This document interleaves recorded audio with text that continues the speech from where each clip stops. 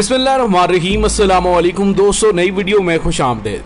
दोस्तों, सऊदी वलीअहद शहजादा मोहम्मद बिन सलमान ने इस्लाम के खिलाफ अलमे बगावत बुलंद कर दिया। ऐसा बयान दे दिया है कि जिसके बाद आम मुसलमानों में तो गमो गुस्सा बढ़ेगा ही, लेकिन उलमा और बड़े बड़े मुहद्दिस मुकम्मल तौर पर खामोश हैं। आखिर इस खामोशी के पीछे बड़े पैमाने पर दिए जाने वाले रियाल हैं या फिर कोई और मुफादात। दोस्तों, आज की वीडियो में हम आपको बताएंगे कि सऊदी वली अहद ने इस्लाम पर इतना बड़ा हमला करते हुए ऐसा क्या कहा है कि जिसके बाद उसके मुसलमान होने की कोई तौजीह पेश नहीं की जा सकती।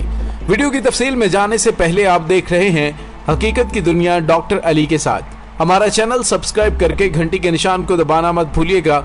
इस वीडियो को ज्यादा से ज्यादा फेसबुक, व्हाट्सएप और सोशल मीडिया पर शेयर जरूर करें। शेयर और लाइक करने के साथ साथ कमेंट बॉक्स में पाक फौज जिंदाबाद, पाकिस्तान पाइंदाबाद और पाकिस्तान के गुमनाम हीरोज को सलाम का नारा कमेंट जरूर कीजिएगा।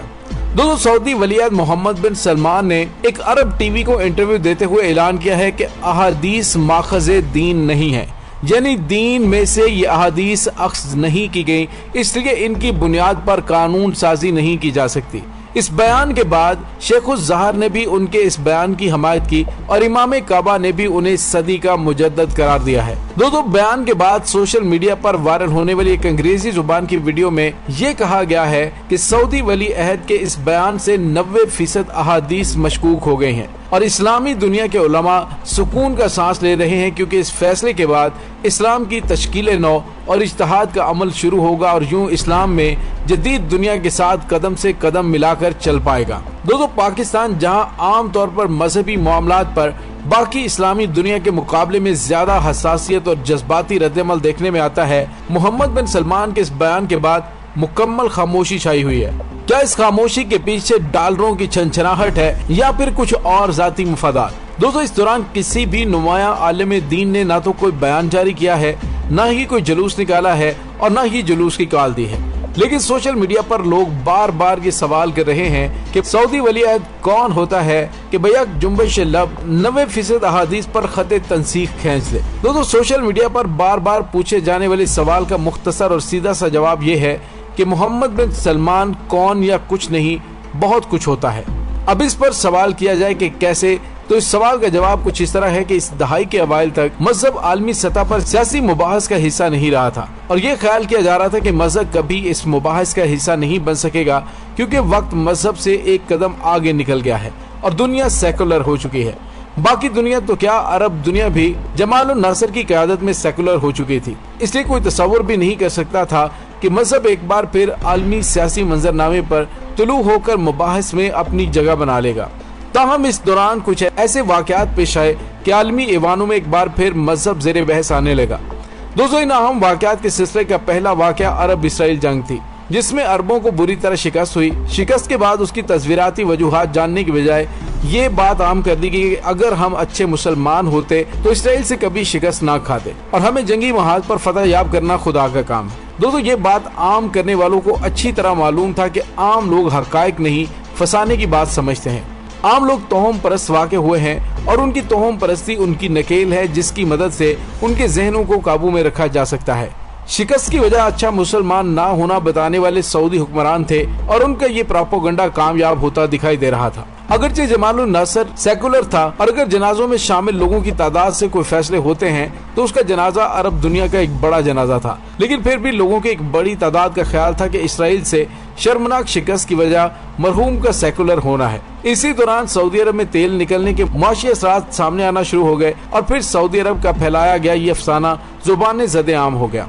तहम अरब इसराइल जंगों में अरबों की शिकस्त, तेल का निकलना दो वाक़यात थे और इसी अशरे में वकूफ़ पज़ीर होने वाले दो वाक़यात जो सेकुलर दुनिया में मजहब की असर नौ आमद का बायस बने अभी बाकी थे। तीसरा वाक़या इनकलाब ईरान और चौथा वाक़या अफगानिस्तान में रूसी फौज का दाखिला। इनकलाब ईरान के बाद सऊदी अरब और ईरान में सर्द जंग का आगाज हुआ तो अमेरिका और रूस के दरमियान जारी सर्द जंग उरूज पर पहुंची। सऊदी वली अहद अपने एक हालिया इंटरव्यू में बता चुके हैं कि रूस को अफगानिस्तान से निकालने के लिए अमेरिका की साथी ताकतों के साथ मिलकर इस्लाम की तशद्दुद पसंद और अस्करी तशरीह आम की गई और ये कहा गया कि जितने वसाइल सऊदी अरब ने इस्लाम की ये तशरीह आम करने पर खर्च किए थे, इतने पैसे अमेरिका और रूस ने सर्द जंग पर भी खर्च नहीं किए थे। पाकिस्तान में उस वक्त पाई जाने वाली मजहबी हसासियत और जज्बातियत भी हरगिज नामियाती या खुदरो नहीं बल्कि उन्हीं वसाइल की मदद से पैदा की गई। लिहाजा हैरत में ये सवाल पूछने वाले कि मोहम्मद बिन सलमान कौन होता है, ये जान लेंगे कि अगर कुछ नजरियात सरकारी सरपरस्ती में जंगल में आग की तरह फैल रहे हों तो उन पर बेपनाह वसाइल खर्च किए जा रहे होते हैं। हमें अच्छी तरह याद है कि जब हमारे कस्बे में कुछ पुरजोश और गजबनाक लोग अहादीस की कुतब लेकर मनाजरा करने आए तो लोगों के अलावा हमारे मौलवी साहब को पहली बार ये इल्म हुआ कि कुछ लोग अहादीस को भी मजहबी इल्म का माखिज और सरचश्मा मानते हैं। और इसके बाद हमने देखा कि उलमा तो उलमा लोग भी शेखुल हदीस बन गए। ये सब कैसे हुआ? वसाइल की मदद से। वसाइल फ्राहम करने वाले कौन थे? वही जिनसे आप सादा सा सवाल पूछ रहे हैं कि आप कौन होते हैं। दोस्तों जरा गौर करें कि वो कौन होते हैं। सिर्फ आज नहीं, कबल इस्लाम अरब में वो खानदान सबसे ज्यादा ताकतवर और मोअज़्ज़ज़ समझा जाता था जिसका काबा पर कंट्रोल होता था, और कुरैश को ये कंट्रोल 4वीं सदी के अवाइल में हासिल हुआ। पाकिस्तान में लोग मजहब के लिए जितने भी जज्बाती हो जाएं, दुनिया में इस्लाम की नुमाइंदगी पाकिस्तानी नहीं अरब ही करेंगे, क्योंकि हरमैन की चाबियां कल कुरैश के पास थी तो आज उनके पास हैं। इसीलिए दुनिया में इस्लाम के हवाले से जो भी सवाल उठे, दुनिया हमारी तरफ नहीं उनकी तरफ देखती है। दुनिया इधर ड्रोन और जंगी तैयारे भेजती है तो उनसे पूछती है, उनसे सवाल करती है। इस्लामी तारीख उनकी तारीख है, हम अपनी तारीख भूलकर लाख उनकी तारीख में गर्क हो जाएं, चाहे कितने ही संजीदा हो जाएं, जिंदगी और मौत का मसला बना ले, मगर अपनी तारीख को दुरुस्त समत और शक्ल देने का इख्तियार हमारा नहीं उनके पास है। अगरचे जमाल खोशगी के कत्ल का वाकया उसे आलमी सतह पर एक मुतनाज़िर लीडर साबित करता है, मगर यूं लगता है कि मोहम्मद बिन सलमान तारीख से सबक सीखने और वक्त के साथ कदम चलाने वाला लीडर है। हमें खबर हो ना हो, उसे खबर है कि वो कौन है और वो क्या कर सकते हैं। उसके इस बयान के बाद पाकिस्तान के मजहबी हलकों पर छाई हुई खामोशी भी चीख चीख कर बता रही कि मजहब की तशरीह और तजदीद का हक किसके पास है।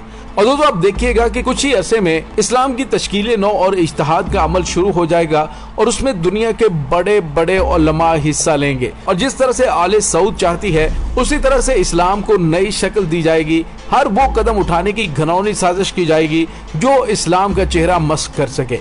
दोस्तों मैं आले सऊद को आले यहूद साबित करने के लिए एक वीडियो बना चुका हूं जिसमें आपको पता चलेगा कि किस तरह से उन्होंने मुनज़्ज़म तरीके से अपने आप को इस्लाम में घुसाया और इस्लाम में आकर इस्लाम का चेहरा बिगाड़ने में अब कोई कसर नहीं छोड़ रहे। और दोस्तों इसके लिए उन्होंने बड़ी मुनज़्ज़म साजिशें की हैं, तमाम अदाद शुमार उन्होंने इकट्ठे किए हैं, बड़े पैमाने पर खजानों के मुंह खोल दिए गए हैं और 2, 4, 6 नस्लें गुजरने के बाद वो अपने प्रोपेगेंडे को एक मुकम्मल इस्लाम के तौर पर दुनिया के सामने पेश कर चुके होंगे और हमारी आने वाली नस्लों को तबाही का शिकार करने का आगाज कर दिया गया है। दोस्तों इस दुआ के साथ डॉक्टर अली को इजाजत दीजिए कि अल्लाह ताला हमें मजहब इस्लाम पर कारबंद रहने की तौफीक अता फरमाए और इस्लाम के खिलाफ साजिशें करने वाले यहूदो हनूद को हर महाज पर शिकस्त फाश से दोचार करे। आमीन सुम्मा आमीन। इंशाल्लाह बहुत जल्द मिलते हैं एक नई वीडियो में। तब तक के लिए अपना बहुत सारा ख्याल रखिएगा।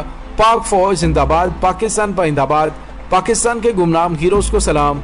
अल्लाह वारिस।